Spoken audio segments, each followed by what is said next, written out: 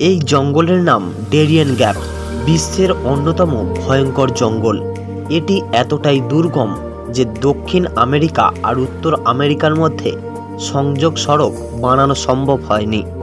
এই জঙ্গলে রয়েছে বিষাক্ত সাপ, পোকামাকড় আর হিংস্র প্রাণী।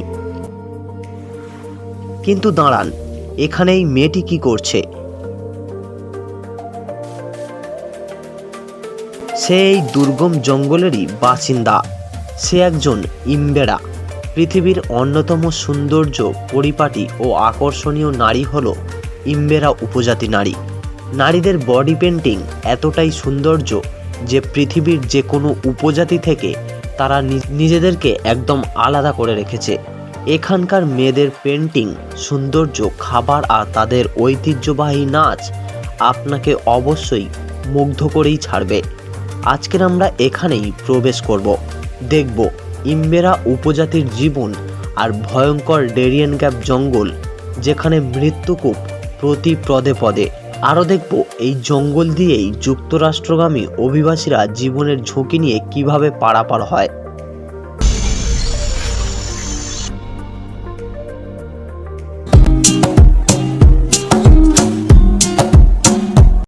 এটি ইম্বেরা গ্রামের প্রবেশ পথ।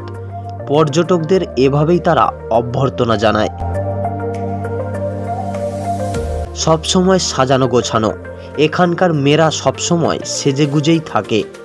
গলায় মালা, ঠোঁটে লিপস্টিক আর পরনে রং বেরঙের টুপিস, মাথায় গোঁজা ফুল তাদের সৌন্দর্য আরও দ্বিগুণ বাড়িয়ে দেয়। এই মালাগুলো আমরা শহরে বিক্রয়ের জন্য তৈরি করি। আমাদের পোশাক আমরা নিজের হাতেই বানাই। এর সাথে কয়েন যোগ করা হয় যেন নাচের সময় এটা শব্দ করে। আমাদের হাতের এই ব্রেসলেটকে আমরা হুড়া হুড়া নামে রাখি। কঞ্চিটা হলো আমাদের মালা আর আমাদের কানের দুলের নাম চিদি চিদি। আমরা তাজা ফুল মাথায় দেই, যদিও এর পিছনে আমরা সেলাই করা বন্ধনী দিয়ে বেঁধে রাখি। নিচের পরনে পোশাকটির নাম পারুমা। আগে আমরা কুকুয়া নামক গাছের ছাল পরতাম, কিন্তু এখন এটা পরি। এটা তাদের ঐতিহ্যবাহী নাচ।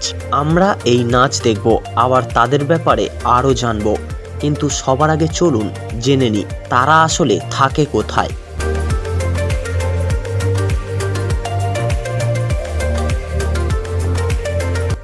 ইম্বেরা উপজাতি বাস করে মধ্য আমেরিকার একটি ছোট্ট দেশে, যেটির নাম পানামা। দেশটির দক্ষিণ পূর্বে অংশে অবস্থিত একটি প্রদেশে যার নাম ডেরিয়ান। এই প্রদেশের সীমান্তে দক্ষিণে গিয়ে মিশেছে কলম্বিয়ার সীমানার সঙ্গে। অঞ্চলটির বিশ্বের অন্যতম দুর্গম এলাকা হিসাবে পরিচিত।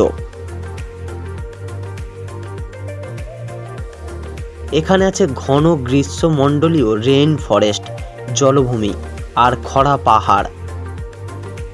সবচেয়ে কৌতূহল বিষয় হলো এই জায়গাটির বিখ্যাত ডেরিয়ান গ্যাপ নামে পরিচিত, যেখানে উত্তর আমেরিকা আর দক্ষিণ আমেরিকার মধ্যে কোনো সংযোগ সড়ক নেই। বিখ্যাত প্যান আমেরিকান হাইওয়ে এখানে এসে থেমে যায়। ইম্বেরা জনগোষ্ঠী আজও প্রায় ৮০ থেকে ৯০ হাজার মানুষ তারা ছড়িয়ে ছিটিয়ে বাস করছে এই দুর্গম প্রদেশের ভেতরে। নদীর ধারের পাশের ছোট্ট ছোট্ট গ্রাম, কুঠির ওপরে খড়ের ছাউনি দেওয়া ঘর আর আত্মনির্ভর জীবিকা, এখানেই তারা টিকে আছে শতাব্দী ধরে।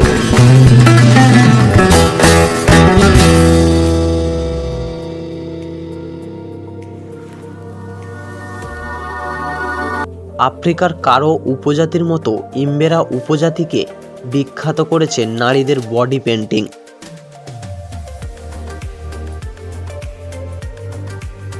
কিন্তু তাদের পেন্টিং বিশ্বসেরা, যা দেখে মানুষ থমকে যায়। দূর ডেরিয়ান ঘন অরণ্য, যেখানে সবকিছুই সবুজে মরা। সেখানে এক শিল্পের ক্যানভাসের মতো দাঁড়িয়ে থাকা ইম্বেরা নারী। তাদের দেহ শুধু শরীর নয়, এ যেন এক জীবন্ত ক্যানভাস, যেখানে তুলির আঁচড় নয়, ফুটে ওঠে প্রকৃতির রং। জেনেভা ফলের কালো নীল রঙের আঁকা অদ্ভুত সব নকশা যেন চলে আসে বনের লতা পাতা, নদীর ঢেউ কিংবা তারা ভরা আকাশ থেকে। আবার কখনো দেখা যায় কবজি থেকে কাঁধ পর্যন্ত জ্যামিতিক রেখা। আবার কখনো কোমল শরীরে ফুটে ওঠে ফুল, পাখি আর সৌন্দর্যের প্রতীক। তাদের হাসি ঠিক যেন ভোরের সূর্যের আলো, আর শরীরে আঁকা নকশা যেন বয়ে চলে নদীর স্রোত। একসাথে তারা যেন প্রকৃতির বুক থেকে উঠে আসা জীবন্ত ভাস্কর্য। এদের এই বডি আর্ট শুধু সৌন্দর্যের সাজ নয়, বরং আনন্দ, উৎসব আর আত্মাধিক সংযোগের প্রতীক।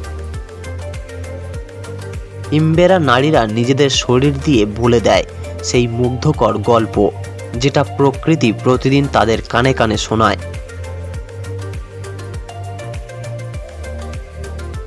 এই জঙ্গল যেমন এই সৌন্দর্য মানুষের বুকে ধরে রাখে, তেমনি আরেক দিকে রয়েছে কিছু ভয়ঙ্কর ঘটনা।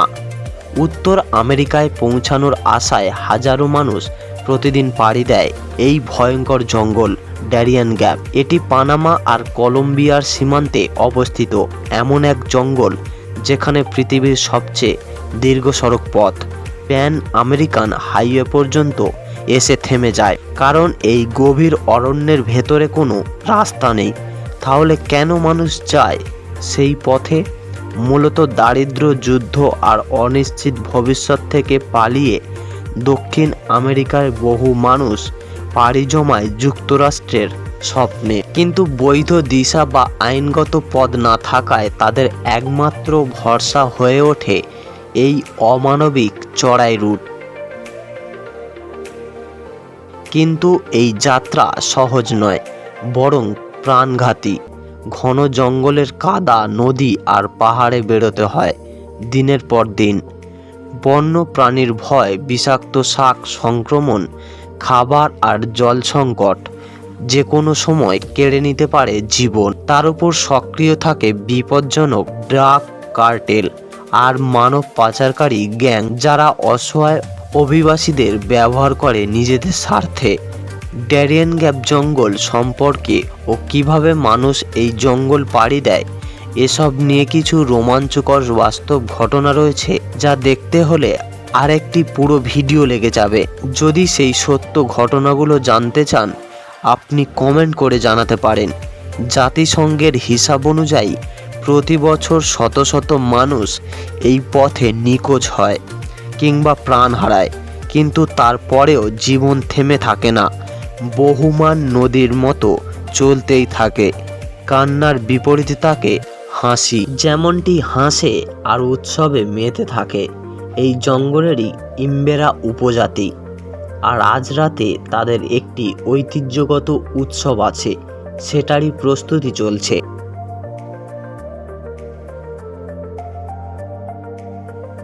মাঝখানে আগুন জ্বালিয়ে তারা সেই আগুন ঘিরে নাচতে থাকে আর বাজতে থাকে ঢাক, ঢোল আর বাঁশি। আর মুখে থাকে অদ্ভুত এক মুখোশ।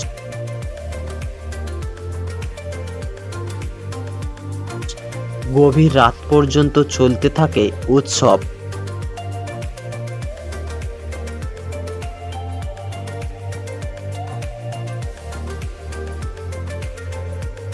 তাদের খাবার নির্ভর করে জঙ্গল, নদী আর সামান্য কৃষি জমির ওপর। প্রতিদিনই তারা নদীতে নামে মাছ ধরতে। মাছের পাশাপাশি তারা বুনো ফল, কলা আর শেকড় খায়। এখানে কিন্তু তারা রান্না করছে পর্যটকদের জন্য।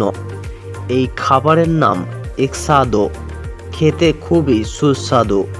আর আছে সুস্বাদু মিষ্টি পেঁপে, তরমুজ আর আনারস। নারীরা সাধারণত রান্নার কাজ করে, আর পুরুষেরা জঙ্গল আর নদীতে যায় শিকারে। তারা মাছ ধরতে অত্যন্ত পটু।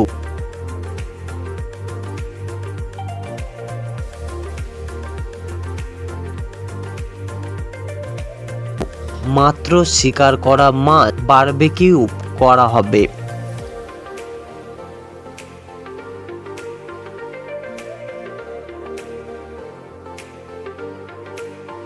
তারা গাছে চড়তে পারদর্শী, যে কোনো উঁচু গাছ থেকে তারা ফল ছিঁড়ে নিয়ে আসে। আর এটা আমড়া গাছ, এই আমড়া ফলের রস থেকেই তারা ট্যাটুর কালি বানায়।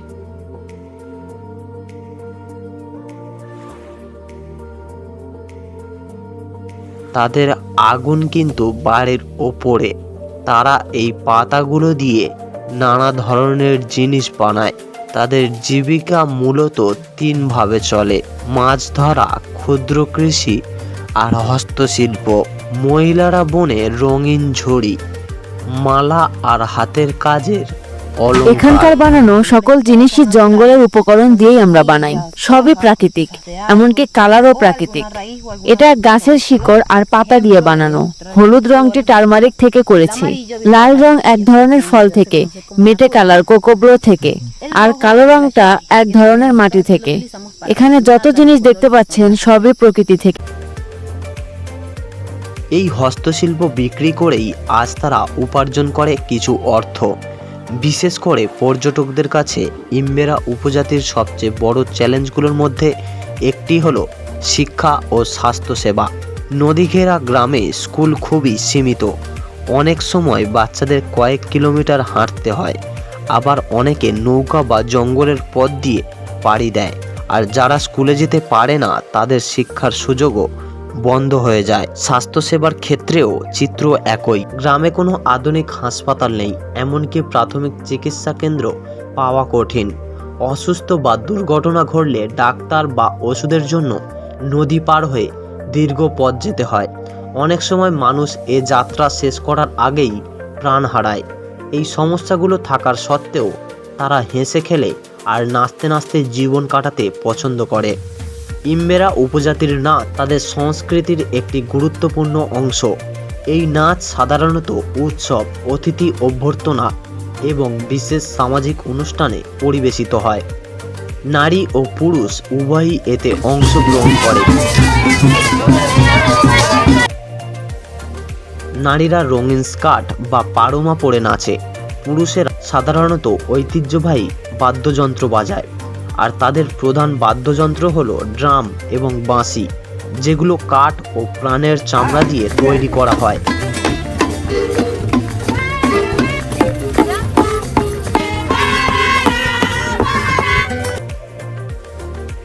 তাদের নাচের মূল বৈশিষ্ট্য হলো সমবেত তাল মিলিয়ে ধীর এবং পুনরাবৃত্তিমূলক আন্দোলন।